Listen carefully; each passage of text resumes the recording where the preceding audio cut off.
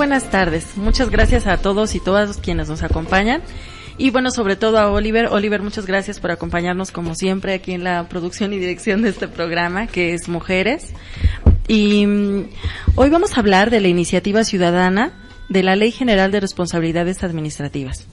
Dicha iniciativa se deriva de la necesidad de desarrollar 2 leyes generales y diversas leyes federales y de las entidades federativas.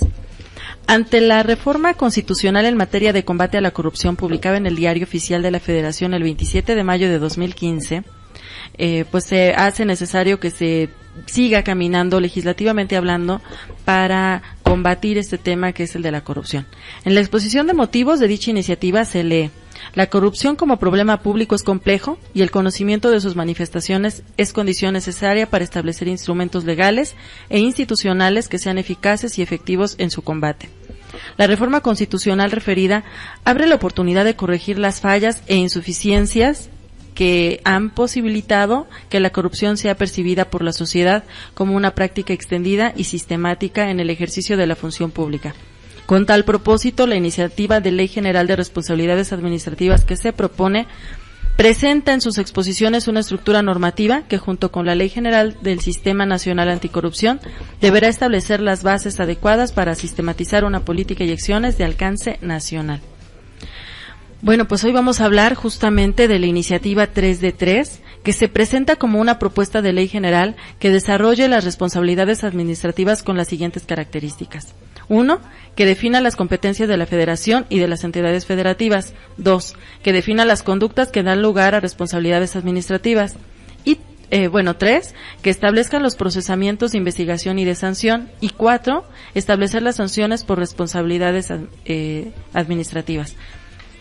Este gran tema es, creo que de interés de todos y todas los ciudadanos de esta, no solamente de la Ciudad de México, de nuestro país, así que todos los que nos están escuchando en algún estado del interior de la República, creo que se sentirán reflejados en lo que acabo de leer, porque finalmente como ciudadanos de pronto escuchamos corrupción, y quienes no son abogados, pues pareciera que no hay un marco legal que nos pudiera ayudar a responsabilizar administrativamente o jurídicamente hablando, que hubiera una sanción que se le pudiera dar aplicable a quienes estuvieran incurriendo en algún acto de corrupción.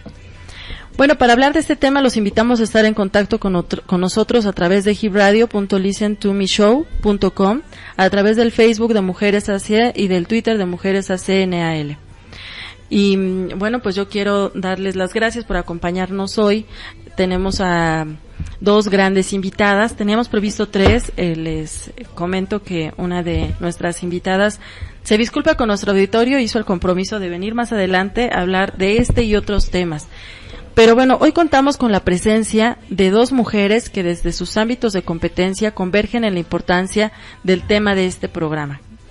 La diputada federal Ingrid Krasopani Chemelensky Castro y la maestra Berenice Velázquez.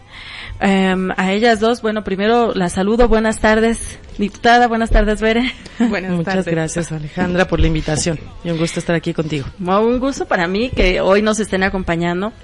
Y bueno, pues yo les comentábamos más bien entre las 3 un poco antes de entrar, que este tema pues tiene diferentes vertientes, pero aquí tenemos una costumbre ya que se hizo regla en el programa, y es que si bien pues yo las presento con esa breve semblanza curricular, tema hoy de verdad tan creo que nutrido, yo creo que vamos a entrar muy someramente platicando desde mí, su semblanza, porque lo que nos interesa es que ustedes nos digan quiénes son, qué son y para qué son nuestras invitadas. Entonces, bueno, voy a decir muy brevemente que, bueno, la diputada Ingrid es del Partido Acción Nacional, ella es de Atizapán, del Estado de México, y bueno, pues es diputada federal, como ya bien dije, y pues espero que más a detalle de quién es y qué es y para qué es, bueno, pues ya de propia voz la diputada nos lo puedas decir. Así que te dejo la voz para que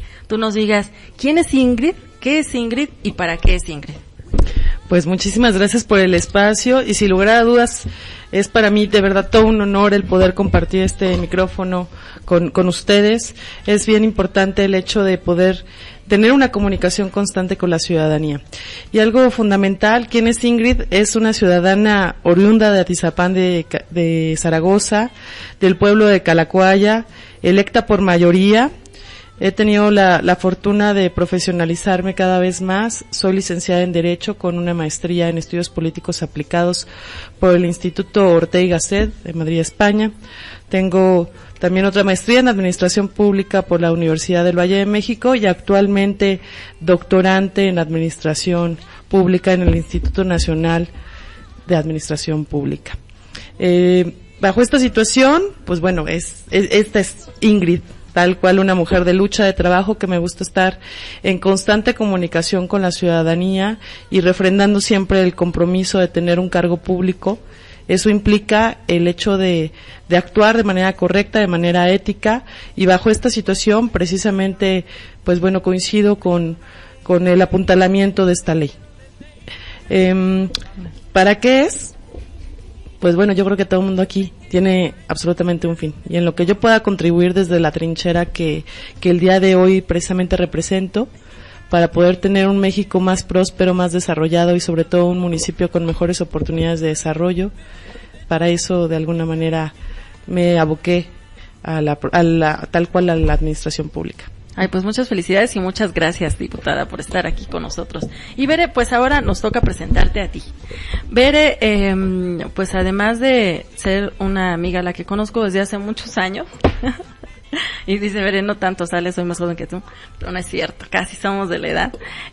Bueno, ella es licenciada en Derecho por la Universidad Autónoma Metropolitana. Además es maestra en Derecho Administrativo y Fiscal por la Facultad de Derecho de la Barra de Abogados y maestra de Derechos Humanos, de Derecho con la especialidad en Derechos Humanos por la Universidad Nacional Autónoma de México.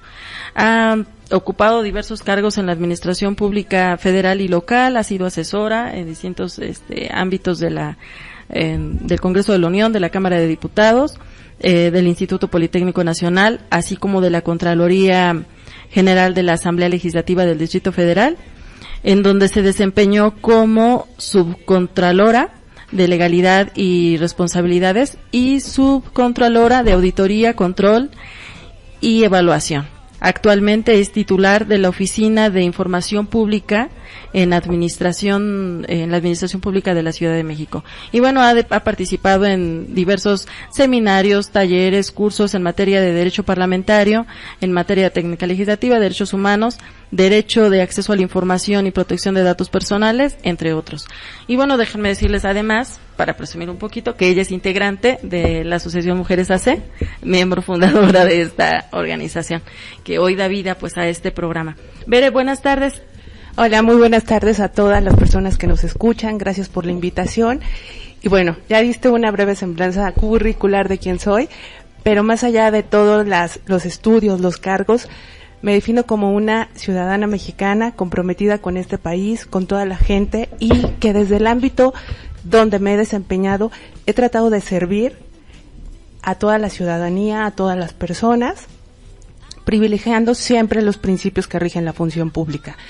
Creo que tenemos una función fundamental aquellos que nos desempeñamos en algún cargo público de servir y no de servirnos de los cargos. Entonces, para esos efectos, creo que soy...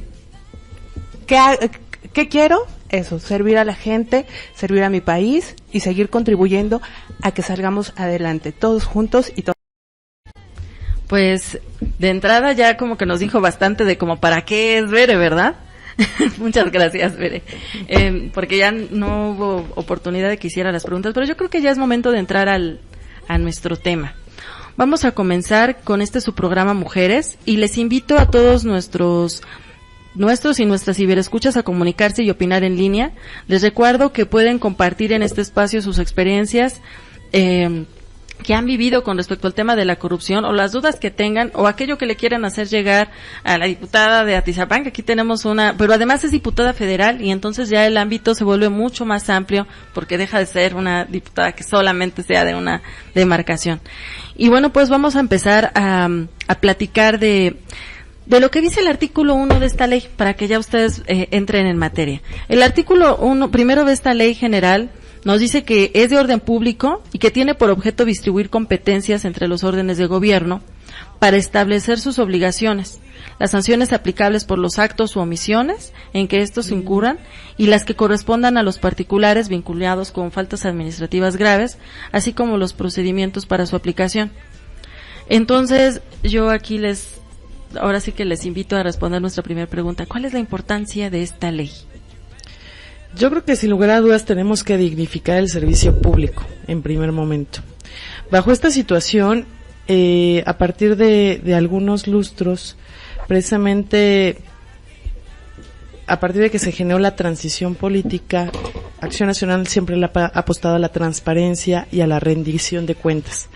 Bajo esa situación, sin lugar a dudas, no podemos quedarnos acotados y seguir caminando bajo esa misma vertiente, pero sobre todo, al momento en que somos servidores públicos, tenemos que transparentar más el quehacer y sobre todo el tratar precisamente de que quienes formamos parte de las instituciones seamos cada vez más transparentes. ¿Por qué? Porque al final de cuentas ya la ciudadanía ya no tiene confianza en los partidos políticos, en los servidores públicos, y tenemos una gran responsabilidad desde esa trinchera, el poder ser corresponsables y el poder trabajar de la mano precisamente entre diversos partidos políticos, entre diversas instancias de la propia administración pública, el que el ciudadano cada vez crea más en nuestras instituciones. Yo creo que es el reto precisamente que afrontamos. Hemos escuchado y hemos visto precisamente ahorita con el empoderamiento que han tenido los medios de comunicación y cada vez más el empoderamiento que van teniendo los ciudadanos, de ciertas demandas, ciertos reclamos. Hemos visto determinados casos de corrupción que al final de cuentas en ocasiones se quedan, ahora sí que el castigo simplemente en el tintero, y no podemos únicamente quedarnos ahí, tenemos que ir caminando más allá. Pero además, yo me quedaría además con otra cuestión, como abogados, y lo sabrá mejor que yo por los espacios en los que se ha desempeñado como servidora pública, pues sabemos que hay todo un engramaje ya jurídico para sancionar a los servidores públicos, y no solamente para eso, sino para que puedan responder a cuestiones de transparencia, a rendir cuentas, a que se sepa cuánto perciben, qué tienen desde antes de entrar al encargo, qué tienen durante el encargo, qué tienen cuando terminan el encargo. O sea, esas normatividades ya existen, esos instrumentos ya existen, pero tampoco se le da la suficiente difusión, creo, para que la ciudadanía sepa que eso ya existe, porque sanciones ante la opacidad o ante el incumplimiento con estas normas ya las hay, ¿o no, Vera? Sí, bueno, yo empezaría con una frase que se me hace, que viene al dedo, que es de Honorat de Balzac, que dice que las leyes injustas son la telaraña a través de la cual pasan moscas grandes y las más pequeñas se quedan atrapadas. Creo que viene muy al caso porque efectivamente tenemos cada entidad federativa, el Distrito Federal y a nivel federal, leyes en materia de responsabilidades de los servidores públicos, todas bajo el eje de la Constitución.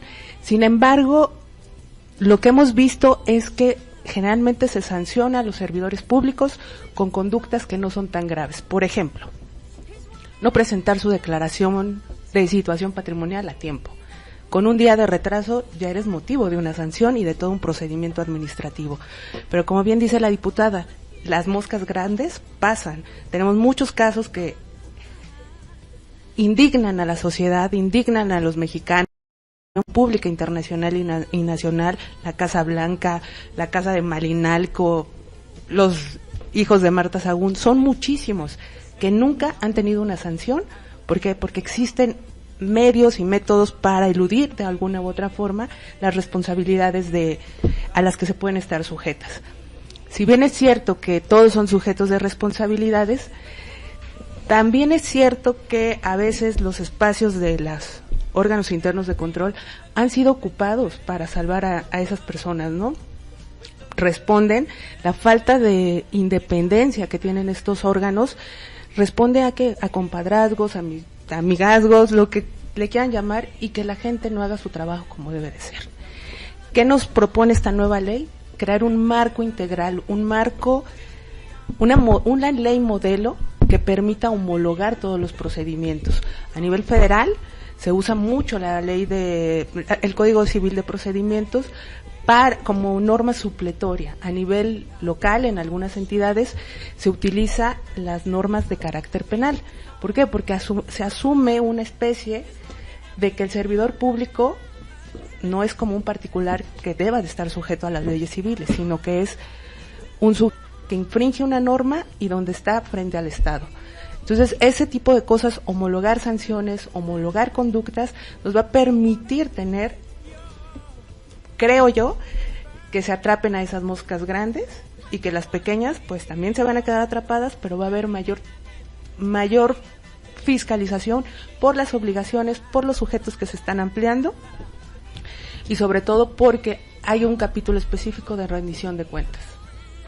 Ay, pues de pronto las escucho a las dos y hasta como que me lleno de entusiasmo. Sí se puede, sí se puede. A la diputada, porque finalmente es una fracción parlamentaria importante que nos está diciendo, nosotros sí vamos con este tema y además estamos interesados en que la ciudadanía recobre esa confianza, no solamente en los políticos, sino en los servidores públicos. Y te escucho a ti también y digo, no, pues entonces sí se puede. Pero antes de entrar en mayor debate con otra pregunta, quiero decirles que nos tenemos que ir a un breve corte y regresamos en un instante, porque si no aquí nuestro director nos jala las orejas. Regresamos.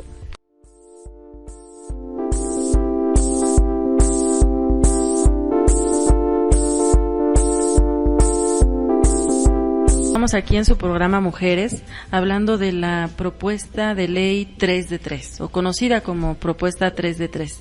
Y nos quedamos en la primera pregunta, que cuál era la importancia de esta ley, y ahí entramos ya en debate, porque de pronto nos quedamos así como, bueno, al menos en lo personal, como con un muy buen sabor de boca, como que sí se pueden hacer cosas. Pero voy a lanzar una segunda pregunta. ¿Qué implicaciones tiene que se presente como una iniciativa ciudadana? Ustedes, como diputados, como legisladores, ¿cuál fue la lectura de que esta iniciativa viniera desde los ciudadanos y en particular desde algunas organizaciones ciudadanas y no desde el interior de algún partido político? Sin lugar a dudas se muestra que es una gran demanda ciudadana y que lo que están buscando son precisamente esos canales de comunicación con sus representantes, y bajo esas propias demandas ciudadanas que existen tenemos que atender a ellas. Qué bueno, y de verdad celebro que se hayan conjuntado pues diversas instituciones como es Transparencia Mexicana, el IMCO, el CIDE, el ITAM, entre otras, precisamente porque traen un tema en común, sí, traen una voz común. Y nosotros precisamente como Acción Nacional, precisamente generamos también hay una propuesta de la Ley General de Responsabilidades Administrativas, básicamente el Partido Acción Nacional, denominada como la Ley General de Responsabilidades Administrativas de los Servidores Públicos. Sí. Es una propuesta también que Acción Nacional ha estado apuntalando. Y esa situación, pues bueno, no la hemos dejado de precisamente de seguir enfatizando, que es muy importante para nosotros como grupo parlamentario el que podemos llegar a ello. El que se pueda crear precisamente el Sistema Nacional Anticorrupción, porque le apostamos a un mejor México, le apostamos a mejores instituciones. Y esto no nada más por el hecho de que precisamente pues bueno, se transparenten los recursos y ahora sí los quehaceres de cada uno de nosotros, ¿no? Ay, pues repito que sí se escucha así como muy, muy padre, pero de pronto cuando estamos escuchando en las noticias la forma en la que se ha estado discutiendo en el Senado esta propuesta, pues no ha sido tan, digamos, tan ligera o tan fácil o tan como cuchillo en mantequilla que entre la propuesta por cada uno de los grupos parlamentarios, con todo y que se diga sí se va a aprobar, pues para quienes hemos estado dándole seguimiento, ni siquiera tan de cerca, sino simplemente de lo que se lee en medios y lo que se puede percibir hacia afuera, pues es que no necesariamente se va a aprobar, o se aprobaría, o se estaría aprobando la propuesta tal cual viene, ciudadana, sino quizá con algunas, digamos, adecuaciones que la dejen un poco, como dice Bere, que está hoy la práctica, ¿no? Y bueno, pues no sé cuál sería tu opinión, Bere, respecto a, ¿crees tú que este tema que yo creo que no podemos dejar de coincidir con lo que dice la diputada, pues nos habla de un reclamo popular, la gente quiere que haya esto. El hecho de que la gente o la ciudadanía o las organizaciones sociales como las que presentaron esta iniciativa sean conscientes y participen y opinen y quieran hablar de temas de transparencia y anticorrupción, ¿crees que sirva para que órganos internos de control, servidores públicos a cargo de aplicar estas normas o los legisladores a cargo de hacer reformas abonen hacia que se cumplan o se hagan? Yo creo que es muy importante la iniciativa 3 de 3. ¿Por qué? Porque habla del empoderamiento que poco a poco la gente está teniendo en relación a sus facultades, a su soberanía, a poder elegir, a poder decidir. Es importante que la hayan presentado, pero también es importante que sigan convergiendo en todos los procesos para la dictaminación y en su caso aprobación de la iniciativa. Una parte importante dentro del proceso fue la presentación de la iniciativa y varios grupos parlamentarios como el PAN, el PRD han abonado con sus propias iniciativas, ¿no? Tal vez no sea la ley que los mexicanos queremos, pero es un buen avance, ¿no?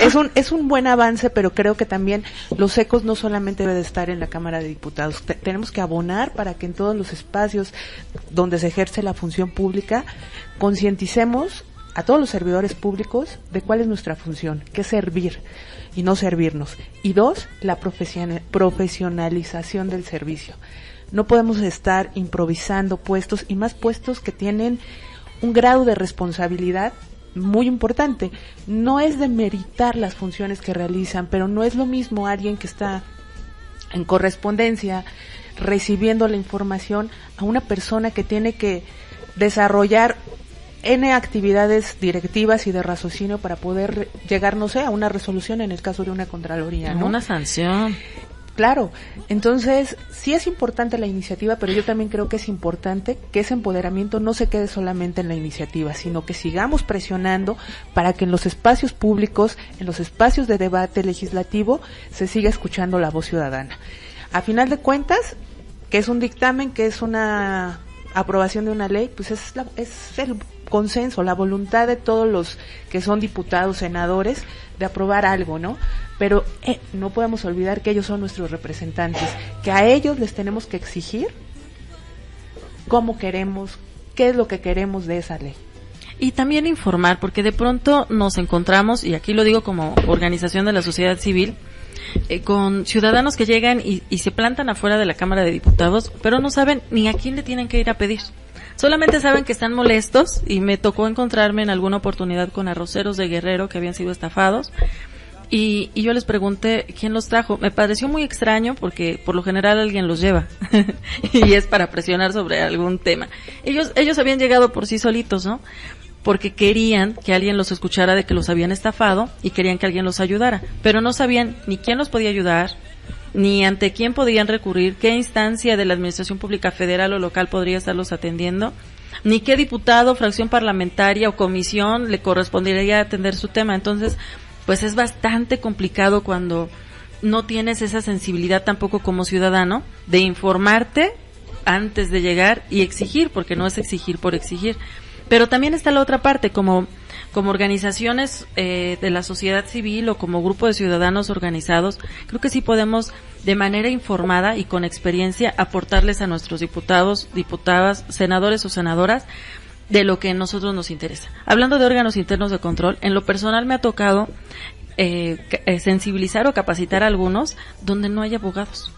El titular es lo que sea menos abogado, y las personas que están a cargo del área de sanciones de un órgano interno de control tan importante como es el del INAES no son abogados. Había una economista y una contadora. No digo que no sirva que sean economistas y contadores, pero vas a emitir una sanción de una norma. Cuando yo los estaba capacitando me decían, ay, licenciada, es bonito eso que usted dice, pero ¿cómo le hacemos? Porque yo no soy abogado. Y bueno, también yo le explicaba a la licenciada, es economista, pero pues es licenciada en economía o en contabilidad, a la otra licenciada que me preguntó, ustedes también incurren en una responsabilidad cuando emiten una resolución que no va debidamente fundada y motivada. Y sí es complicado porque en el corte hablábamos de que no nada más los servidores públicos están sujetos a rendir cuentas. También las organizaciones de la sociedad civil, y creo que pues quién mejor que yo, que soy parte de la sociedad civil para decirlo, estamos obligados a rendir cuentas. Y a veces también nos toca sensibilizar a quienes están de este lado respecto a que no se trata de que estás en un buscando un recurso que es a fondo perdido y entonces no tienes que cumplir nada. No, tienes que comprobar que te lo gastaste en lo que se supone que para lo que te lo dieron. Y si no tienes ni siquiera un órgano interno de control que pueda sensibilizar al servidor público de qué es eso lo que le tiene que explicar a la gente, pues en realidad estamos haciendo que crezca el círculo de la pobreza, y entonces el de la ignorancia, y entonces el de la corrupción. Y les haría la siguiente pregunta: ¿qué deberemos entender por corrupción? ¿Qué es la corrupción?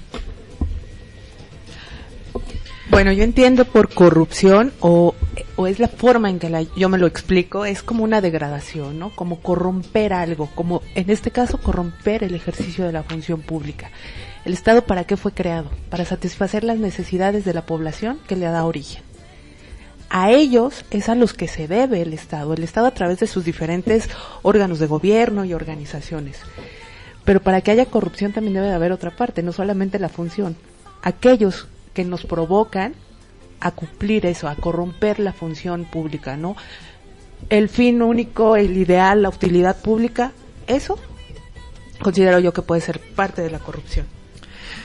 Pues básicamente el concepto lo podríamos englobar como el mal uso del poder encomendado precisamente para obtener beneficios propios, y lo cual precisamente perjudica tanto en lo económico, en lo político y en lo social, pero sobre todo afecta a las instituciones democráticas.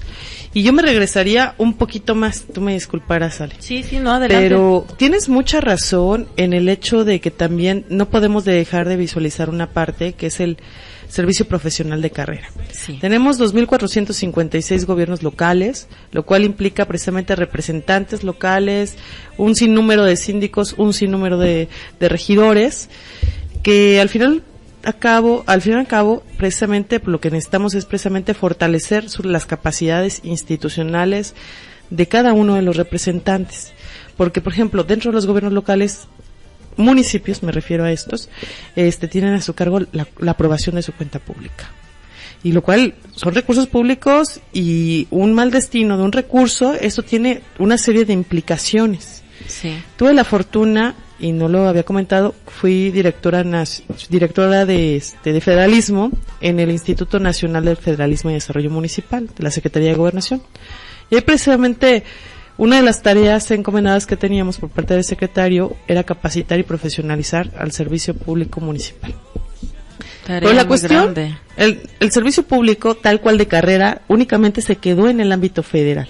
Pero también es importante no nada más mantenerlo en ese orden de gobierno, sino también tenemos que irnos a los estados, pero sobre todo a los municipios, porque dentro de los municipios encontramos una gran heterogeneidad, encontramos municipios con capacidades institucionales muy fuertes, ¿no? Por ejemplo, les platico el caso del Estado de México, Atizapán de Zaragoza, Naucalpan, Huixquilucan, pero también vemos municipios pequeños con pocos recursos, como es el caso del sur del estado, Tejupilco, Lubianos, en donde precisamente lo que necesitamos es precisamente profesionalizar a los servidores públicos, que no nada más sean servidores públicos de 3 años, sino que de muchos más. Claro. Para que vean las implicaciones del ejercicio de dichos recursos públicos. Entonces tenemos que ir empatando varias cosas a la vez. Sí es importante apostar a la transparencia, a la rendición de cuentas, pero también a la profesionalización de los propios servidores públicos. Porque si no, además vas entrando, el primer año es en lo que te acoplas, el segundo medio que ya aprendiste, y el tercero que ya estás encargado, ya te vas. Entonces, pues, ¿cuál profesionalización del servicio público y cuál es la calidad del servicio que estás brindando? Cuando son servicios que además, digamos que son de tracto sucesivo, no es que se interrumpan, es que son continuos para el servicio de la ciudadanía de los municipios, pero también en el ámbito federal. Pero yo me iría más lejos, diputada, porque este tema de verdad a mí sí bueno, a nosotros como organización de la sociedad civil sí nos interesa que conozcas esa otra realidad. Nosotros sí queremos acudir en este caso como Mujeres AC, a los órganos internos de control, cuando nos pidan un porcentaje para darnos un proyecto o cualquier otra situación, porque estamos buscando la transparencia y de verdad que si estamos cumpliendo con la norma, las cosas se hagan como tienen que ser. Nos dicen que somos medio soñadores, pero no, yo digo que no medio, soñadores y medio. Pero si queremos abonarle ese tema, sí necesitamos servidores públicos del otro lado, no solo que sean sensibles a lo que se les está peticionando, sino que estén preparados para atenderlo. En lo concreto puedo decir que me ha tocado tener contacto ya con órganos internos de control que me dicen, es que no sé en qué artículo debería ya yo buscar que ese servidor público tendría que hacer lo que usted me está diciendo. Y le digo, ¿no sabe qué artículo o no sabe ni qué ley? Dice, pues ninguna de las dos. Si me lo pudiera poner así muy clarito por escrito, ya entonces para mí es más fácil. No es que no nos cueste, o sea, sí lo hacemos y de hecho lo hemos estado haciendo porque en la organización habemos abogados y abogadas, pero esa es la tarea que tienen que hacer los órganos internos de control. Si ese es el trabajo que nos dan a nosotros, entonces, ¿cómo es que aspiran o esperan que organizaciones de hombres y mujeres que son indígenas, que algunos hablan español, pero con muy pocos de todos de una comunidad, por ejemplo en las Margaritas en Chiapas, que no muchos hablan español, ¿cómo van a llegar siquiera a poderse defender? Cuando no hay un servidor público que los está atendiendo conforme tendría que hacerlo, y aquel con el que se pueden quejar ni siquiera sabe cuál es la obligación, ¿no? Sí se me hace bastante delicado, y si se va a aprobar esta reforma o cualquier otra, sea del tamaño que sea, por los acuerdos que tenga que haber, creo que deberíamos buscar que se aterrizara en cuestiones concretas, hechos concretos y ejercicios que pudieran cristalizar. ¿Cómo está ocurriendo actualmente? ¿Qué tantas quejas tenemos? ¿Cuáles han sido las sanciones? ¿Cuál seguimiento de estas sanciones? Porque si todas las sanciones o todo lo que se ha estado resolviendo es sin sustento, pues entonces habría que buscar cuál es el sentido para que los ciudadanos se sigan motivando a presentar denuncias, ¿no? Porque ese es otro gran tema, creo, de trasfondo.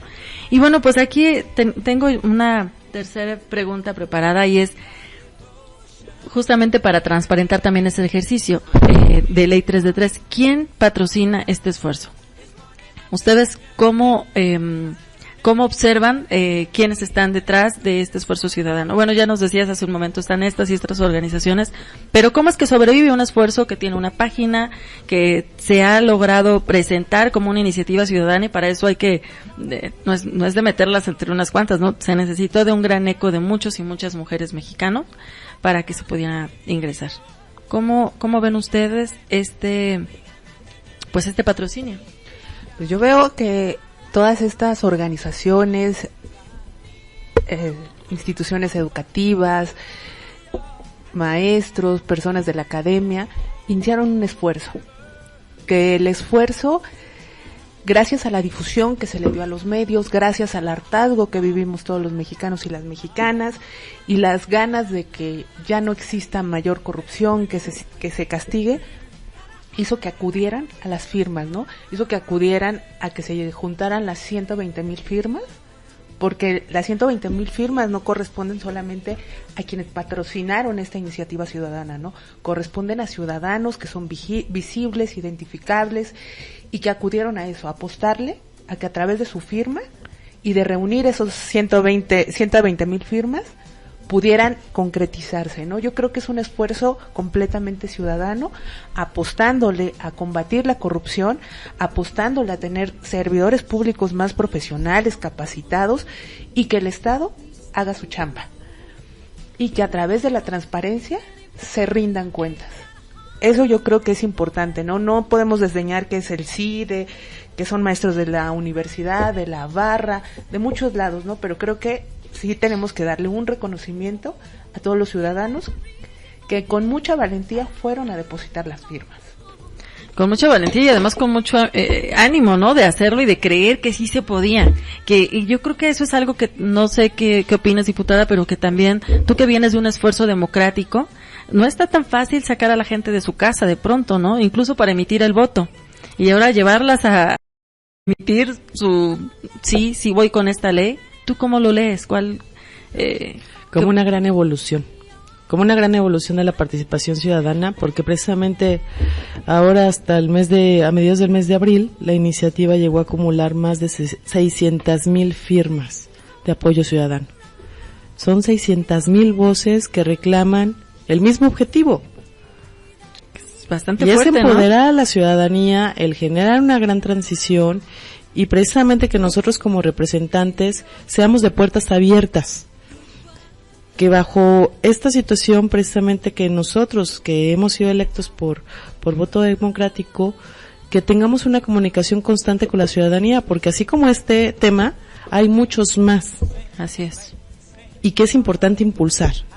Y al final de cuentas yo creo que el hecho de poder generar un desarrollo en México no nada más es una sola persona o un solo ejercicio, sino tenemos que ir de la mano tal cual ámbito legislativo, ciudadanos, el ámbito judicial, los ciudadanos y el ejecutivo.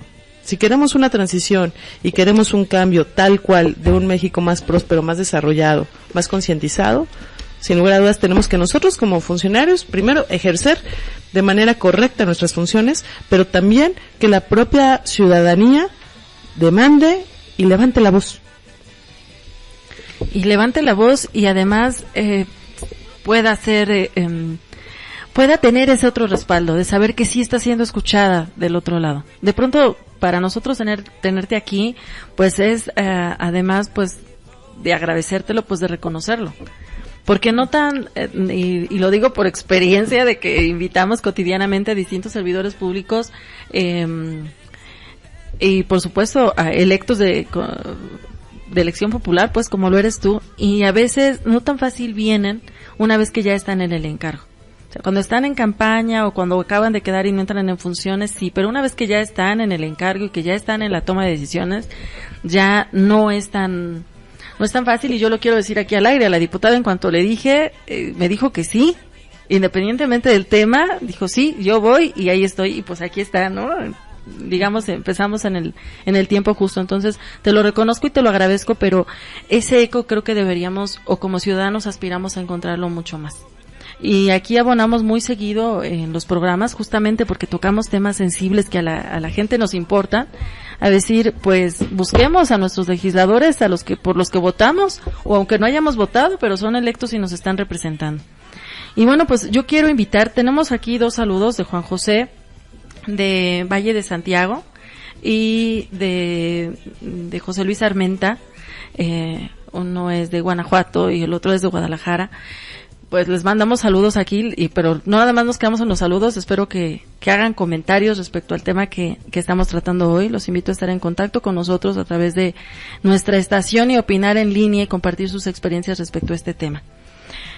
¿Qué propone en particular esta ley 3 de 3? ¿Por qué es de tanta vanguardia? Pues nos vamos a un pequeño corte y en el regreso lo seguimos comentando. Soy su amiga Alejandra Cimental. Estamos en su programa Mujeres, soy su amiga Alejandra Cimental y hoy estamos hablando de la iniciativa de ley 3 de 3. ¿Qué propone esta ley? En la página web de la iniciativa ciudadana ley 3 de 3 podemos encontrar que esta ley propone la obligación de presentar las declaraciones patrimoniales de intereses fiscal para todo funcionario, de forma periódica y pública. Directrices para la conducta ética esperada por los servidores públicos, un marco de responsabilidades único para todo el país y los servidores públicos en los 3 órdenes de gobierno y órganos autónomos, que son finalmente medidas preventivas basadas en las mejores prácticas internacionales y sanciones para evitar que el sector privado participe de actos de corrupción. Mecanismos para que las y los ciudadanos actos de corrupción de manera segura y anónima, una clasificación de 10 actos de corrupción grave como soborno, desvío de fondos públicos, tráfico de influencias, abuso de funciones, enriquecimiento oculto, obstrucción de justicia, colusión, uso legal de información falsa o confidencial, nepotismo y conspiración para cometer actos de corrupción. Y bueno, también prevé dotar de los recursos y herramientas necesarias para la investigación efectiva de actos de corrupción, a las autoridades responsables. La creación de una plataforma digital que centralice información de cualquier órgano de gobierno necesaria para la investigación, sanciones severas para servidores públicos que cometan actos de corrupción y una lista negra de consulta obligatoria. Además de prever una mayor coordinación entre autoridades responsables de investigar y sancionar actos de corrupción, aprovechando la experiencia de más de 90 autoridades fiscalizadoras e investigadoras a nivel nacional. Quiero aprovechar antes de dejarles la palabra para mandar saludos a Jesús Guiberra, quien nos felicita por el tema de hoy y por dar a conocer de qué se trata esta ley, y a Carla Cisneros, a quien le mando un cordial saludo. Y bueno, pues les dejo a ustedes la palabra. ¿Esto no ya se preveía en la ley que sanciona actualmente a los servidores públicos, en la ley de responsabilidades? ¿Es nuevo?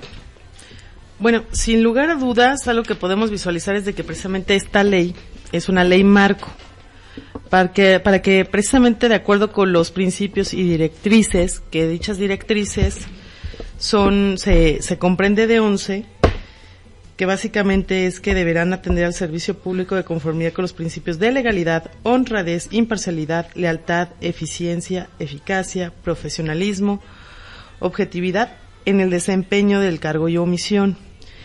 Pero precisamente la cuestión es de que esas leyes de responsabilidades administrativas de los servidores públicos, tanto la federal como las locales, deberán establecer los procedimientos de responsabilidades correspondientes para vigilar el debido cumplimiento de las obligaciones establecidas en el propio ordenamiento y precisamente poder sancionar efectivamente su cumplimiento, ¿no?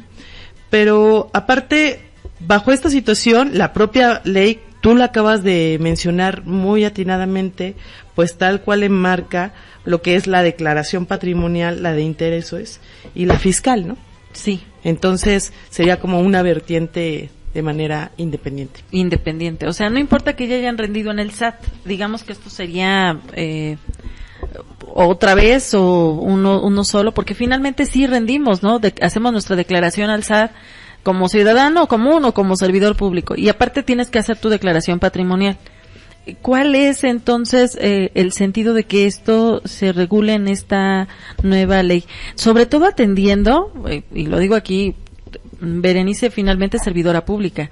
¿Vas a poner de verdad a transparentar lo poquito o mucho que tengas con el tema de inseguridad que vivimos todos los días? ¿Lo vas a poner así tan transparente? Bueno, antes de entrar al aire, platicábamos la diputada y yo precisamente de este punto, ¿no? De las tres declaraciones, ¿no? Yo reconozco, soy una persona súper honesta cuando hago mis declaraciones. Siempre he puesto lo que tengo.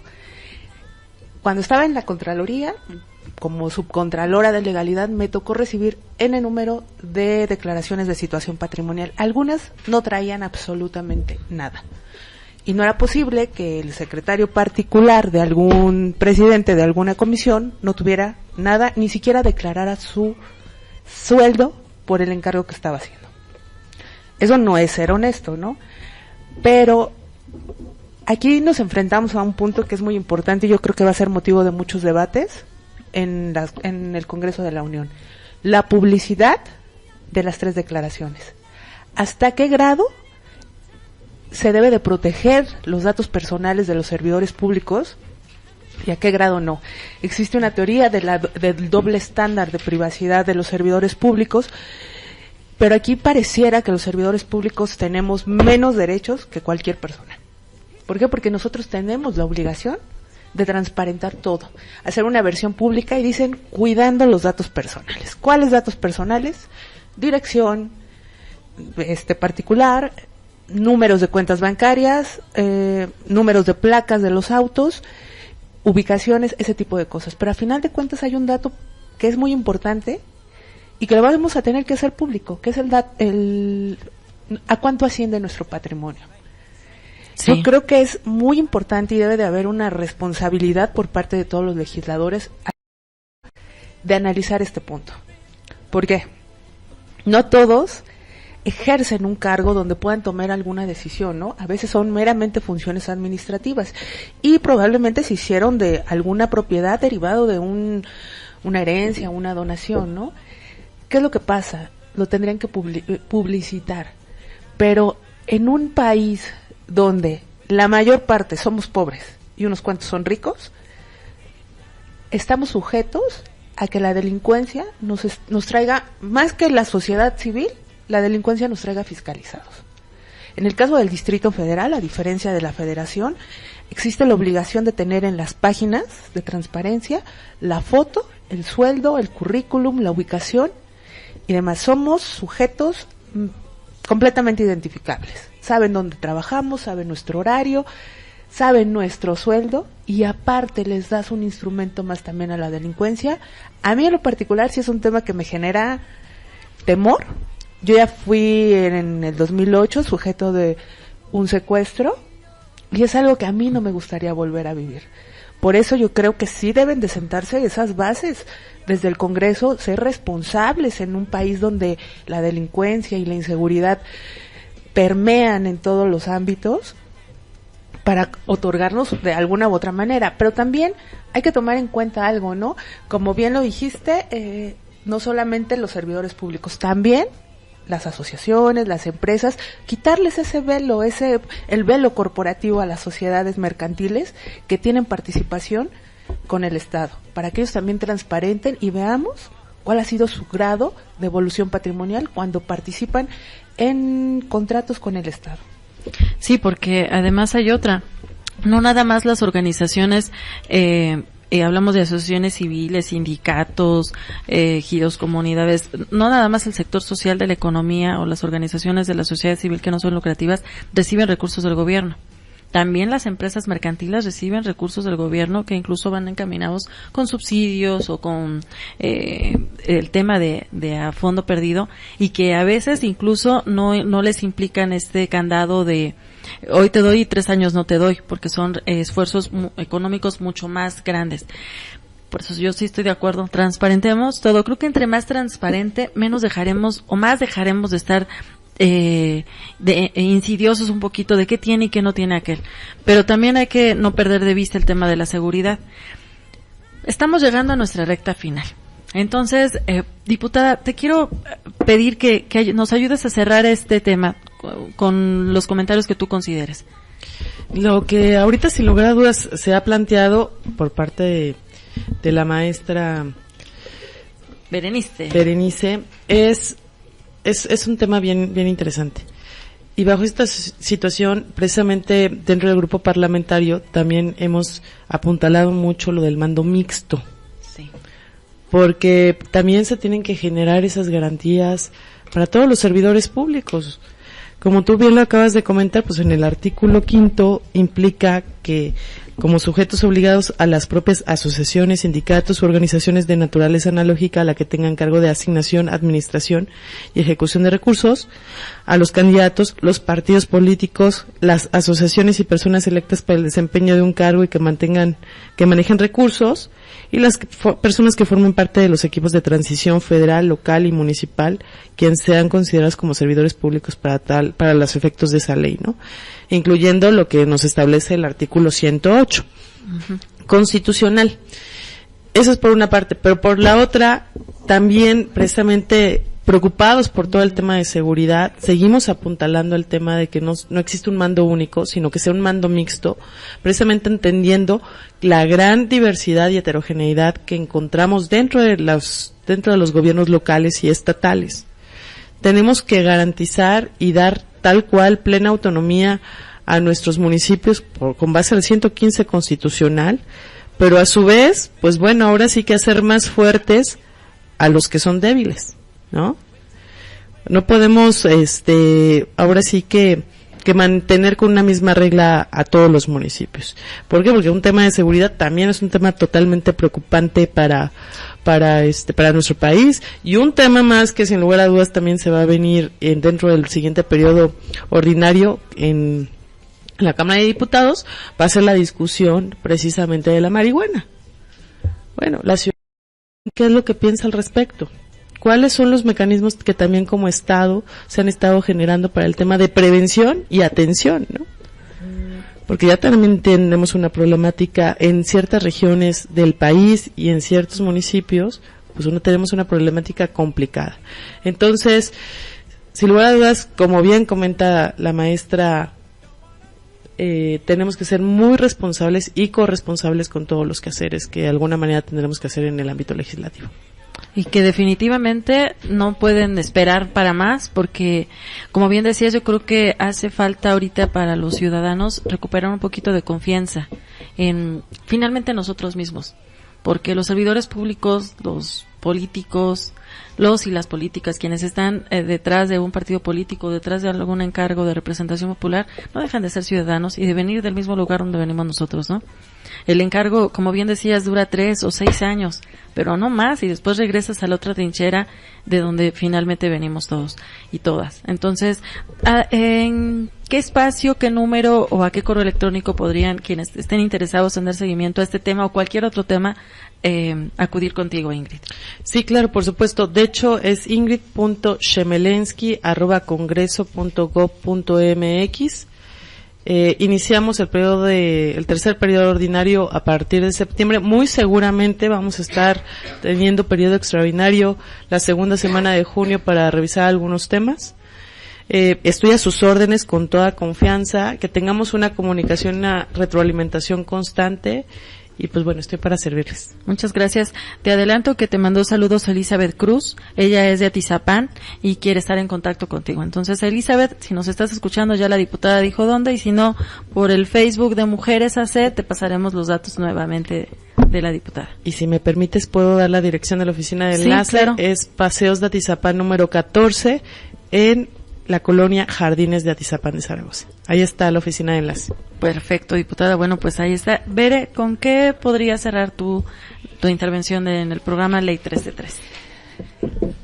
Bueno, que es un tema que todavía nos da para más, el tiempo no nos lo permite, pero que a todos los ciudadanos, ciudadanas, personas, sociedades civiles, organizaciones, sigamos impulsando este tipo de iniciativas. A final de cuentas, van a hacer que tengamos mejores gobiernos, mejores servidores públicos, y en el caso concreto de esta ley, pugnar porque se apruebe por parte del Congreso de la Unión. Es importante tener una ley marco que regule toda la situación de responsabilidades de los servidores públicos y sus obligaciones, y también de los entes como sindicatos, ACES, que participan o tienen en su ejercicio algún recurso público. Eso es muy importante, que nos sigamos empoderando y exigiendo algo que nos merecemos, un mejor país. Muchas gracias, Beri. Bueno, yo cierro preguntándote, Beri, antes de cerrar, ¿a dónde se pueden comunicar contigo quienes quieran una asesoría o...? Bueno, mi correo electrónico es arianda-berenice@hotmail.com. Muchas gracias. Y bueno, yo cierro haciendo esta petición a la diputada de que no solamente quede en la normatividad esta cuestión respecto a cómo se va a vigilar o a regular este tema de transparencia y anticorrupción finalmente, sino también de los servidores públicos y los perfiles que deben de tener aquellos servidores públicos que se van a hacer cargo de aplicarla, para evitar esa discrecionalidad de que, pues sí, yo soy quien te sanciono, pero tú eres quien me pone, así que pues te voy a sancionar poquito, ¿no? O suavecito para que me sigas conservando en el encargo en el que estoy, o finalmente no te sanciono, me espero 3 años para que después de los 3 años se aburra el ciudadano que interpuso su queja y se olvide de lo que se está quejando. Y creo que pues no sería la idea de estar poniendo una ley o iniciando con algo para que no se dígase pero no se cumpla. Yo creo que ya no. Muchas gracias. Diputada, ¿ibas a decir algo? Sí, sin lugar a dudas, una vez aprobada la ley, que es a lo que está apuntando precisamente el Grupo Parlamentario de Acción Nacional, se ha visualizado precisamente el generar una capacitación con respecto al sistema nacional anticorrupción, profesionalizar a los magistrados que estarán a cargo de dicha materia, así como a quienes formarán parte de los propios tribunales, ¿no? Ese es un reto que sin lugar a dudas vamos a tener próximamente una vez que se apruebe la ley, y a su vez capacitar también a los propios servidores públicos locales. Entonces, pues, lo más importante es de que hagamos cosas trascendentales y que de manera avanzando con respecto al tema. Muchas gracias. Pues muchas gracias a las dos y muchas gracias a todos y todas quienes nos acompañaron. Oliver, muchas gracias. Nos vemos aquí la próxima semana y pues bueno, los espero y las espero a todas escuchándonos todos los miércoles a las 6 de la tarde y por supuesto en la retransmisión que es el lunes a las 11 de la mañana. Hasta pronto.